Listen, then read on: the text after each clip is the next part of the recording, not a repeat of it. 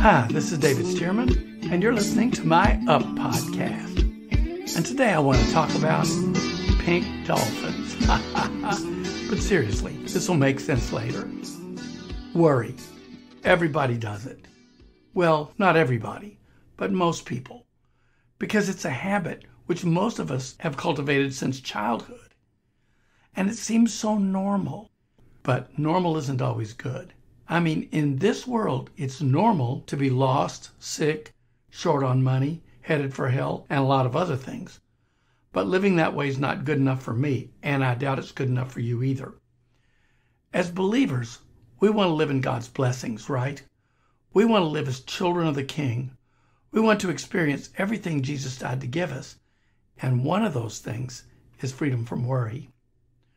Paul, in Philippians 4, 6, and 7 says, "Be anxious for nothing." And he follows by telling us how to do that. In everything, he says, by prayer and supplication, with thanksgiving, let your requests be made known to God. Peter puts it another way when he talks about casting all your cares on him because he cares for you. And by the way, note how Peter says all your cares. Not just one, but all of them. None of them are acceptable. All of them must go. God wants you to live completely carefree. And back in Philippians 4, Paul tells us exactly how to do that. First, he says, to ask God for what you want. That's what supplication means. Ask for it and be specific. Tell him exactly what you want, how much money you need, or precisely the resolution you desire. And no wimpy prayers like, "Oh God, help me endure this," or "help me somehow solve this," or whatever. No, pray like you're praying to a God who can do anything. Pray, "God, fix this," or "Father, provide this amount," etc. Pray with conciseness, specificity, and boldness. Jesus said, "If you ask anything in my name, I will do it." So, believer, act like that's true and ask. Now back to Paul. Then Paul says, "The peace of God will guard your hearts and minds." You get the peace by handing the problem to God. And after that, as far as you're concerned, you'll leave it with him. No taking it back, because the responsibility for it now is his. And that's just the way he wants it, because he can fix it way better than you can. Don't think about it anymore, because thinking about it is just another way of trying to solve the problem yourself. Rid your mind of it. Be free and have a nice day or night. Fortunately, Paul, in the verses immediately following, tells us how to do that. And it's weird how many of us read those first two verses without connecting them to the next two, where Paul says, "Finally, brethren, whatever things are true, whatever things are noble, whatever things are just, whatever things are pure, whatever things are lovely, whatever things are a good report, if there's any virtue or if there's anything praiseworthy, meditate on these things." And by the way, don't over-spiritualize this. Just because it's in semi-King James language doesn't mean that he's always talking about something stiff and starchy. He's talking about whatever things are good and true and pure and lovely. Know what's lovely to me? A good long bike ride, swimming in the ocean, playing guitar. I mean, you can substitute your own favorite things in there, but you know what I mean. And I think you know what Paul's saying. Don't think about the bad things, like the worries and cares and problems. Think about good things. So he goes on to say, "The things which you have learned and received and heard and seen in me, these do, and the God of peace will be with you." Now this part is important as the first part where we cast our cares on God, because it's here where Paul teaches us how to keep those worries and cares from returning to our thoughts. He basically says this: don't think about those, your worries and cares, things. Think about these true, noble, just, pure, and lovely things. 'Cause see, nature abhors a vacuum. And if you leave your mind open to them, those worry thoughts will suck right back in. So instead, put something else into your mind so that the worry thoughts will have no place to go. And what do you put there? Good thoughts about good things, lovely things, nice things, enjoyable and pure things, things that are fun to think about, because you can't think about two things at the same time. Case in point, I recently shared this with a church in Mexico.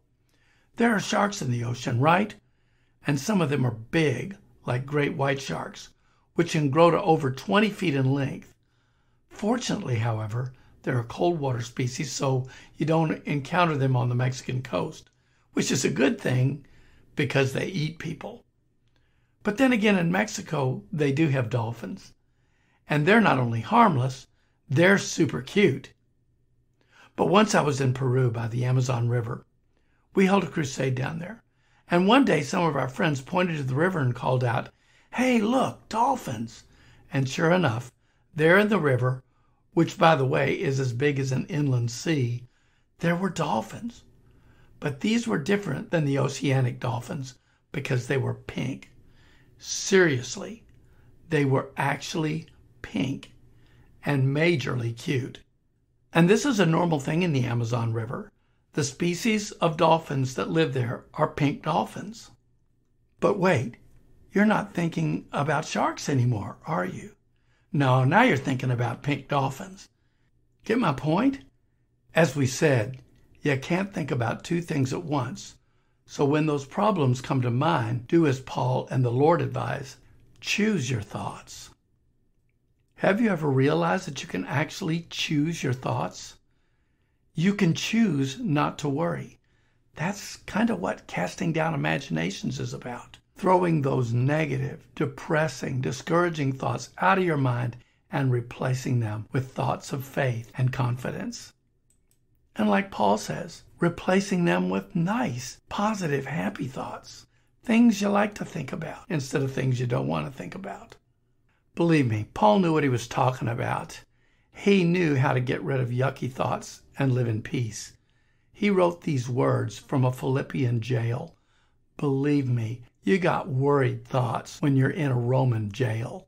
But Paul, he lived above it all. He kept himself in mental and emotional peace until he won the victory. So like I said, take his advice. Take those cares to the Lord and leave them with him. Leave them with him to fix. And then think about something else. Something nice. Pink dolphins. Well, maybe that's not what excites you, but something good. And it's not irresponsible to do this. It's Paul's and the Lord's advice. And you know what will happen when you take this advice? Paul tells us in verse 9, the God of peace will be with you. And here he's talking about shalom. If you listen to my last podcast, you know exactly what I mean. The God of health, healing, wholeness, and well-being. The same thing he's talking about in Romans 16:20 when he says, the God of peace will soon crush Satan under your feet. Yeah, that's what God will do when you cast your cares and refuse to worry. He'll crush the devil under your feet and give you the victory.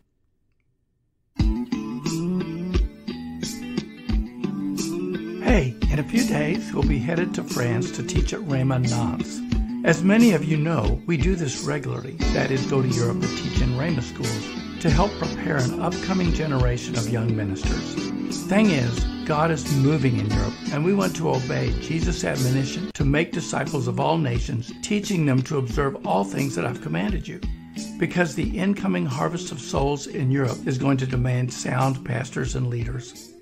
So if you'd like to help us with this, just go to davidsgermanministries.org and click on Donate. Thanks for anything you can do, and I hope you have an up kind of day.